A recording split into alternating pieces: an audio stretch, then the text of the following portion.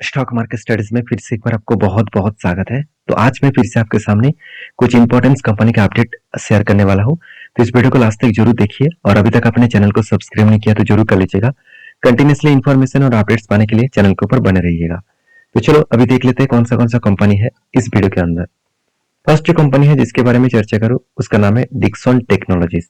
देखिए Dixon technologies आप सभी जानते हैं इंडिया के एक पॉपुलर कंज्यूमर ड्यूरेबल्स प्रोडक्ट है। अभी कंज्यूमर ड्यूरेबल्स प्रोडक्ट क्या होता है?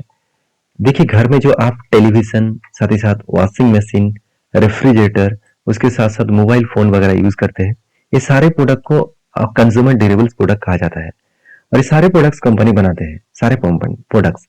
तो कंपनी Xiaomi के साथ एक बहुत बड़ा डील किया कि कंपनी Xiaomi के जो प्रोडक्ट है, Xiaomi का जो फोन है, वो मैन्युफैक्चरिंग कौन करेंगे? डिक्सन टेक्नोलॉजीज करेंगे।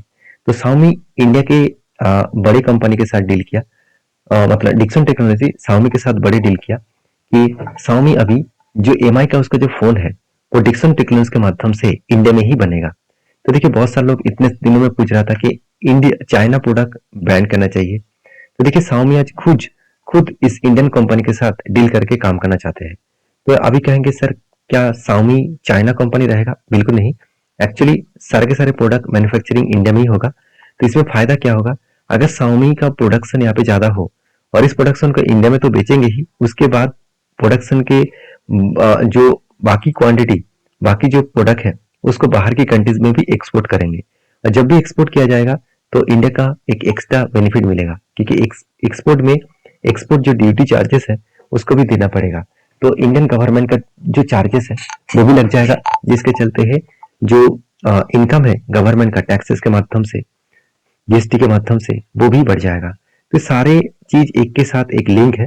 तो मैं जरूर कहूंगा डिक्सन टेक्नोलॉजी सिर्फ नहीं, इस तरीके से बाहर की बहुत सारी कंपनीज इंडिया में आकर मैन्युफैक्चरिंग करना चाहते हैं। आज एप्पल से लेकर गूगल से लेकर टेस्ला से लेकर हर कोई कंपनी यही चाहते हैं कि इंडिया के ऊपर जाकर ही, इंडिया में बसकर ही उसको फैक्ट्री बनाकर काम करना पड़ेगा, तभी उसको फायदा मिलेगा। तो देखिए गवर्नमेंट भी उसी तरीके से बातचीत कर रहा है, जिसके चलते है कंपनी का भी ग्रोथ होने का चांसेस है। जैसे मार्केट कैप 32,000 करोड़ के आसपास हो चुके हैं। कंपनी का वैल्यूएशन बहुत हाई है, और हाई मतलब बहुत हाई, 22 से 105 गया, इसका मतलब वैल्यूएशन बहुत हाई है। और इस वैल्यूएशन के बेसिस में बात करूं तो कंपनी का आरओसी एंड आरओई दोनों ही आपको बेस्ट तरीके से देखने को मिलेगा। कंपनी का जो सबसे इंपॉर्टेंट पॉइंट है कंपनी का क्वार्टरली रिजल्ट। एक टाइम कंपनी का रिजल्ट दिखा तो बहुत वोलेटिलिटी था, कभी ज्यादा हुआ कभी कम, इसका मतलब थोड़ा अप्स एंड डाउन मोमेंटम चलते रहते थे। अभी देखिए धीरे धीरे करके कंपनी का सेल्स लेवल बढ़ता हुआ देखने को मिले। पिछले सालों में 3,800 करोड़ के आसपास सेल था, वो बढ़ के हो चुके 4,900 करोड़ के आसपास। अराउंड 100 करोड़ के आसपास कंपनी का सेल्स बढ़ चुके हैं। तो देखिए 100 करोड़ सेल्स बढ़ा, आप छोटा मोटा मत समझना, क्योंकि कंपनी का मार्केट कैप 32,000 करोड़ के आसपास है। उस बेसिस में 100 करोड़ बनना भी ज्यादा माना जाता है। एक्सपेंस को भी कंट्रोल करने के बाद कंपनी की जो प्रॉफिटेबिलिटी है वो 77 करोड़ से बढ़ के हो चुके 113 करोड़ के, मतलब 113 करोड़ के आसपास। इसका मतलब कंपनी का जो नेट प्रॉफिट है वो भी बढ़ता हुआ देखने को मिल चुके हैं। अभी कंपनी के बैलेंस शीट के बारे में चर्चा करूं तो कंपनी के रिजर्व लगातार बढ़ते चले गए। उस बेसिस में कंपनी का जो बोरिंग्स है वो भी, कंपनी का बोरिंग्स एक रेंज के आसपास है। पिछले सालों के बोरिंग्स की तुलना से कंपनी की इस बार 50% से भी ज्यादा बोरिंग्स कम हुआ है। ये भी कंपनी के लिए एक प्लस पॉइंट है, क्योंकि जितना बोरिंग्स को कम कर पाएंगे उतना प्रॉफिटेबिलिटी ज्यादा दिखेगा। तो कंपनी के फिक्स्ड एसेट के बारे में बात करूं तो फिक्स्ड एसेट भी बढ़ा। अभी कंपनी की खुद के बिजनेस के ऊपर CWIP कंपनी 410 करोड़ के आसपास पैसा लगाया। और पैसा इसीलिए लगाया क्योंकि Xiaomi इस कंपनी के साथ काम करना चाहते हैं। तो काम करने के लिए फंडिंग की जरूरत है, तो इसलिए कंपनी खुद के ऊपर जो पैसा था उस पैसे को कंपनी क्या किया, कुछ प्रोसेसिंग में, कंपनी के प्रोसेसिंग के ऊपर लगा चुके हैं। तो ये भी एक कंपनी के लिए प्लस पॉइंट माना जाता है। तो एज ए इन्वेस्टर, प्रोमोटर से लेकर FSDS पब्लिक, हर किसी के पास इन्वेस्टमेंट आपको देखने को मिल चुके हैं। अगर मैं यही इन्वेस्टमेंट आपको दिखा दूं तो आप देख सकते हैं हर किसी व्यक्ति के पास कंटिन्यू होल्डिंग है, चाहे FS हो, चाहे DS हो, चाहे पब्लिक हो। तो इस बात को आपको याद रखना है कि कंपनी के ऊपर अच्छा खासा वॉल्यूम अभी उतना ज्यादा नहीं हो रहा है। वॉल्यूम कम होने के पीछे कारण कौन सा है मैं अभी आपको बताता हूँ। कंपनी के टेक्निकली चार्ट पैटर्न देखिए, कंपनी जिस तरीके से एक पैटर्न क्रिएट किया आप देखेंगे तो शोल्डर कम हेड कम शोल्डर क्रिएट किया, इसको बोला जाता है reversal head and shoulder pattern. तो जब reversal head and shoulder pattern create हुआ और उसके बाद ब्रेकआउट भी हुए, तो इस ब्रेकआउट के बाद एक शानदार तरीके से देखिए एक सपोर्ट जोन को वो बार बार रिटेस्ट करके ऊपर जा रहा है। इसका मतलब इस सपोर्ट जोन इसका स्ट्रॉन्गली एक सपोर्ट है, इसी को टेस्ट करके करके ऊपर जाएगा। और यहाँ पे जो लेवल है 6249, इस लेवल कंपनी के लिए एक स्ट्रॉन्ग रेजिस्टेंस है और रेजिस्टेंस कम सप्लाई जोन है। तो यहाँ पे जाकर जाकर कंपनी अटक सकते हैं और उसके बाद टारगेट होने का चांसेस थोड़ा सा दूर में है। तो यहाँ पे क्यों अटक जाएंगे, क्योंकि यहाँ पे कंपनी के लिए स्ट्रॉन्ग रेजिस्टेंस है। तो रेजिस्टेंस कम सप्लाई जोन भी है, क्योंकि यहाँ से ही बिग क्रैश देखने को मिला। तो कहने का मतलब है कंपनी की इस चीजों को आपको वॉच करना होगा, स्टडी करना होगा, तभी आप काम कर पाएंगे। अभी नेक्स्ट जो कंपनी है जिसके बारे में चर्चा करूं उसका नाम है CDSL, central depository services limited. तो सीडीएसएल और एनएसडीएल इस दोनों कंपनी का फायदा जबरदस्त मिलने वाला है, क्योंकि सेबी के नया रूल्स के कारण दोनों कंपनी को अच्छा खासा फायदा इसलिए मिलेगा क्योंकि सीडीएसएल और एनएसडीएल दोनों एक ही सेगमेंट के ऊपर काम कर रहे हैं। दोनों के ही डिपॉजिटरी फर्म है। मान के चलिए आपने कुछ शेयर को बाय किया आज के दिन और कल जाकर सेल करेंगे, तो ये आज के दिन के बाद जो शेयर आपको ट्रांसफर किया जाएगा वो डीमेट अकाउंट में ट्रांसफर किया जाएगा और कल जब आप सेल करेंगे तो आपको डीमेट अकाउंट से ही सेल ऑफ करना पड़ेगा। तो इसमें होता क्या है, जब भी आप बाय करके सेल कल के दिन करेंगे तो डीमेट अकाउंट में ट्रांसफर हो जाएगा, मतलब डीमेट में ट्रांसफर हो जाएगा। पर डीमेट किसके पास है, demat actually demat sorry CDSL के पास और एनएसडीएल के पास ही रहते हैं। तो डायरेक्टली उसके पास चला जाएगा और वो क्या करेंगे, जब भी हम माल बेचेंगे तो एक कमीशन आपके पास ले लेंगे और वो आपका माल सेल ऑफ कर देगा। तो ये तो था इतने दिनों तक काम।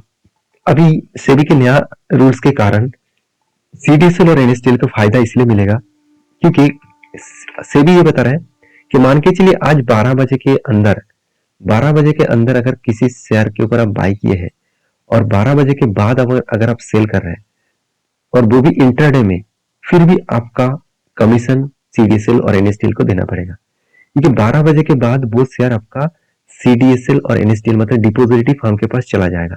तो जब भी हम माल बेचेंगे तो इस सीडीएसएल के पास से बेचना पड़ेगा, तो एक्स्ट्रा कमीशन उसको देना पड़ेगा। तो सोचिए कितने सारे लोगों का ट्रेड 9 बजे के बाद मतलब 9:15 के बाद इनिशिएट होता है और कितने सारे लोगों का 12 के अंदर वो कंप्लीट हो जाता है। तो आप कहेंगे सर अगर हम लोग फ्यूचर एंड ऑप्शंस में काम करते हैं क्या इस तरीके से चार्जेस लगेगा?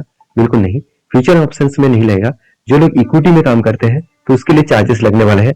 अगर आप 9:15 के बाद आप बाइंग करेंगे और 12 के बाद अगर सेल ऑफ करेंगे तो आपका जो चार्जेस है उसको आपको डीमेट अकाउंट को देना पड़ेगा, मतलब सीडीएसएल को देना पड़ेगा। और इसी कारण की वजह से सीडीएसएल और एनएसडीएल के ऊपर धमाका देखने को मिला जब से इस तरीके से रिपोर्ट आया। देखिए फाइनली अभी इस डेटा को मतलब पब्लिक नहीं किया गया, मतलब फाइनली अभी रिपोर्ट के माध्यम से सारी चीज सामने आया है। अभी तक ऑफिशियली कोई अनाउंसमेंट नहीं है, तो जल्द से जल्द ऑफिशियली अनाउंसमेंट हो जाएगा।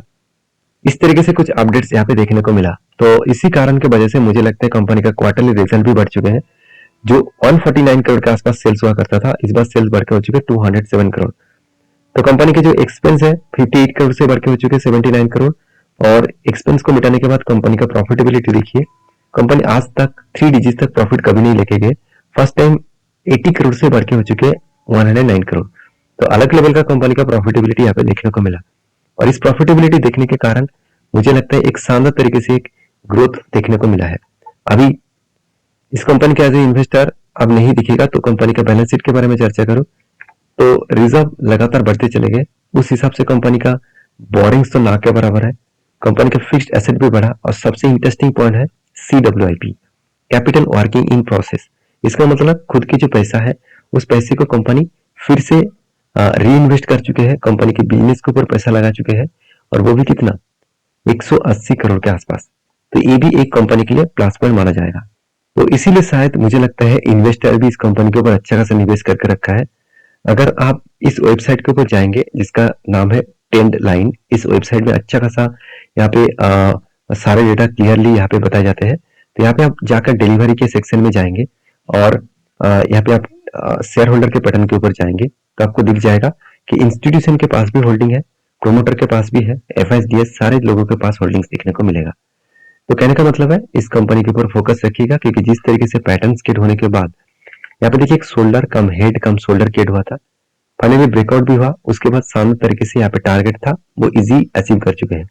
सेकेंड जो एंट्री लेवल बना है वो शोल्डर कम हेड कम शोल्डर, फाइनली ब्रेकआउट हुआ और इसका टारगेट बनेगा करीबन 38% के आसपास, वो 2000 रुपीज के आसपास। तो इजीली वो टारगेट को अचीव करेंगे क्योंकि जिस तरीके से टारगेट के आसपास नजदीक में है और जिस तरीके से हैमर जैसे पैटर्न क्रिएट कर रहा है, तो मुझे लगता है इजीली वो टारगेट को अचीव कर पाएंगे। अभी देखना ये है कि कब टारगेट होगा और कितने दिनों में टारगेट मिलता है। तो बाकी आपको क्या राय है इस कंपनी के ऊपर जरूर कमेंट्स करना। नेक्स्ट जो कंपनी है उसका नाम है लक्ष्मी ऑर्गेनिक्स लिमिटेड। तो लक्ष्मी ऑर्गेनिक लिमिटेड, इसका नाम तो आपको देखने को मिलेगा लक्ष्मी ऑर्गेनिक, तो लक्ष्मी नाम है, तो लक्ष्मी नाम कितना लक्ष्मी है इस कंपनी के अंदर वो देखना बहुत जरूरी है। कंपनी के जो फिलहाल के जो परफॉर्मेंस है उसको दिखाने से पहले कंपनी का प्रोडक्ट, इस प्रोडक्ट के बारे में चर्चा करूंगा। तो प्रोडक्ट के बारे में चर्चा करूंगा तो कंपनी 1989 में स्टार्ट हुआ था और कंपनी बिजनेस कर रहे हैं स्पेशलिटी केमिकल के ऊपर। इस सेक्टर का हालत अभी बहुत बुरी तरीके से खराब है। स्पेशलिटी केमिकल्स में कंटिन्यूसली सेल ऑफ देखने को मिला है क्योंकि मैं पहले बोल चुका हूँ कि चाइना यूरोप कंट्रीज को सबसे ज्यादा प्रोडक्ट जो स्पेशलिटी केमिकल का जो प्रोडक्ट है वो सस्ते दामों में मतलब डिस्काउंट प्राइस में बेच रहा है और इस डिस्काउंट प्राइस में बेचने के कारण शेयर के ऊपर एक मैसिव करेक्शन देखने को मिला। और मैं यही कहूंगा कि इस कंपनी के ऊपर जो सिचुएशन है अभी, उस सिचुएशन के हिसाब से देखा है तो कंपनी के ऊपर और भी भारी भरकम करेक्शन देखने को मिल सकता है क्योंकि कंपनी का जो क्वार्टरली रिजल्ट है आप देखेंगे कंपनी का सेल्स ग्रोथ पिछले कुछ मतलब क्वार्टर्स के तुलना से कंपनी का सेल्स ग्रोथ बहुत कम हो चुके हैं। पिछली बार जितना सेल्स था इस बार भी उतना सेल्स हुआ। एक्सपेंस को भी कंपनी कंट्रोल में रखे और कंपनी का प्रॉफिटेबिलिटी थोड़ा इंक्रीज हुआ। इसका मतलब ये नहीं कि कंपनी जबरदस्त प्रॉफिट करेंगे, मतलब प्रॉफिट हो चुका है। कंपनी का सेल्स ग्रोथ के कारण कंपनी का प्रॉफिट ग्रोथ सब कुछ मिलाकर कंपनी का अच्छा खासा यहाँ पे प्रॉफिटेबिलिटी देखने को मिला जो 9 करोड़ से बढ़ के हो चुके 11 करोड़। मगर कंपनी क्वार्टर क्वार्टर बेसिस को यहाँ पे एस्टिमेट जो है उसको बीट नहीं कर पाया। इसका मतलब एस्टिमेट के हिसाब से देखा है तो कंपनी क्वार्टर क्वार्टर बेसिस में एस्टिमेट को वो बीट नहीं कर पाए। तो कहने का मतलब है इस कंपनी के ऊपर आपको फोकस होना चाहिए। तो एज ए इन्वेस्टर इस कंपनी के ऊपर देखिए खुद पहले ही माल बेचकर भाग चुके हैं। तो एफआईएस भी माल बेचा, डीएस ने भी माल बेचा क्योंकि कंपनी के ऊपर देखिए जब पूरा का पूरा सेक्टर के ऊपर प्रेशराइज आए तब उस सेक्टर में जो कंपनी सबसे छोटा है मतलब मार्केट कैप के हिसाब से छोटे है तो उस कंपनी के ऊपर सबसे ज्यादा प्रेशराइज देखने को मिलता है और उस टाइम में इंस्टीट्यूशन भी माल बेचकर भाग जाते हैं।